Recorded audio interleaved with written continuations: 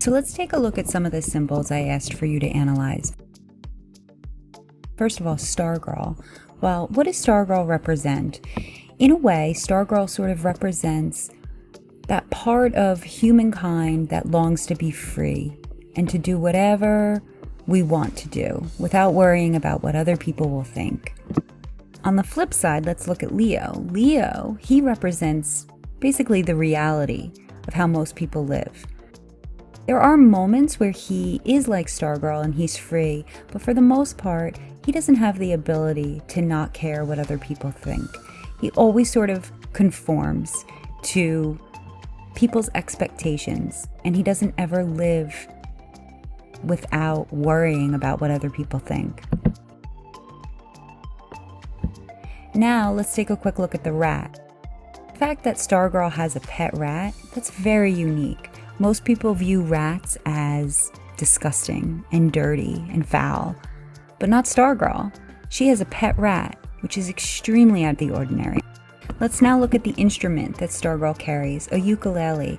So if you did any research on the ukulele, you can see that it originated mainly in Hawaii, but what it mainly does is it brings people together. A ukulele is used lots of times at gatherings and for celebrations. Now Stargirl's clothes.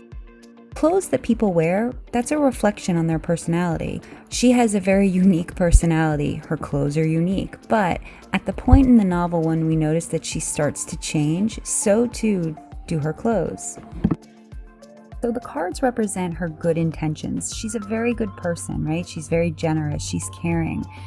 When Leo assists her in handing out the cards, he also feels good about it. So really, the cards of Stargirl basically comes down to when you do good things for other people, it makes you feel good. Now, the desert. If we are to think about a desert, what does a desert represent? A desert is very dry, right? Sometimes it's just filled with nothingness. There isn't a whole lot of development, right? Well, it's a symbol. The desert sort of symbolizes the school, and also Leo in a lot of ways. Just like Leo, and just like a desert, the school was super boring. But when Stargirl enters, what does she create? She creates life, energy. Finally, let's look at Mica High School. First of all, the name Mica, well, what is that? That's a mineral, right? It's a mineral that happens to be really, really hard and inflexible. It's extremely strong. I think the name of the high school was used very intentionally by the author, because mica, the element, is hard, it's inflexible, can't really change it. But who was able to change it? Stargirl was able to change it.